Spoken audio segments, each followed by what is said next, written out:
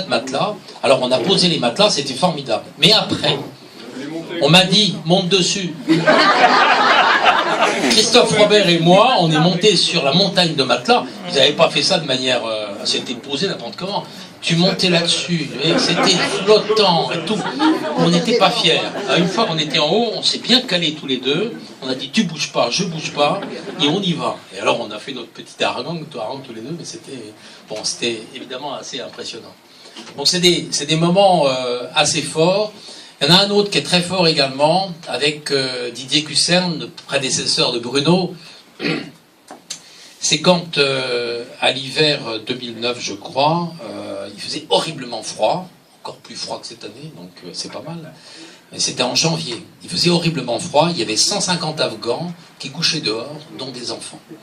Et Emmaüs Solidarité, à l'époque, l'association Emmaüs, s'était dit, bon, on ne peut pas faire ça, on ne peut pas laisser ces gens dehors, on va au moins leur apporter un petit déjeuner le matin.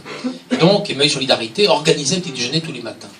Et puis, il y a eu ce moment très froid où il y a une espèce de mécène, un peu quelqu'un d'assez étonnant, qui s'appelle Olivier Lafont, qui est propriétaire du comptoir général, vous connaissez, parce qu'on a eu pas mal de réunions dans ce lieu-là, qui a dit, moi je ne peux pas non plus laisser ces Afghans dehors, je les accueille, mais je les accueille une semaine, ou 15 jours, je ne sais plus, enfin un temps très court, je ne peux pas plus que ça, mais je les accueille, mais débrouillez-vous, trouvez un lieu pour qu'ils puissent aller ailleurs, ensuite.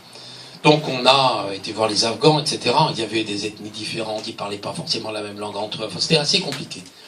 Néanmoins, on a organisé ça, ils sont arrivés au concert général, on a vu des matelas partout, une fois de plus. Le matériel à Emmaüs, il n'y a pas de problème, les matelas, tout ça, ça marche. Ils ont couché là, et puis après on est parti négocier avec le ministère Besson. Attention, c'était des durs, hein. Éric Besson, oh là là. Il avait un directeur de cabinet, c'était une porte de prison ce type, c'était abominable. Et là on a négocié pied à pied, et alors c'était à la fois le ministère Besson, le cabinet Besson, et la mairie de Paris. C'est évidemment la surenchère.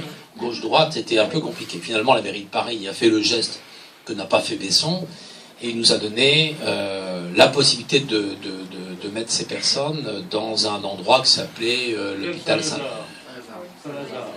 L'hôpital Saint-Lazare, non, c'est l'hôpital, je ne sais plus comment ça s'appelle ça.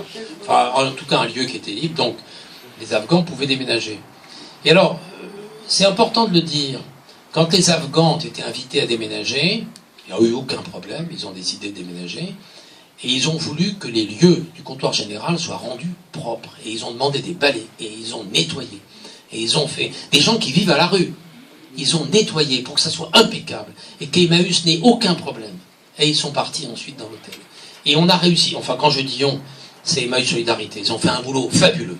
Et ils ont réussi à recasser tout le monde dans différents espaces. Personne n'a été remis à la rue à sortie. Pour moi c'est extraordinaire. C'est un miracle Emmaüs là encore. Et bravo Emmaüs Solidarité parce que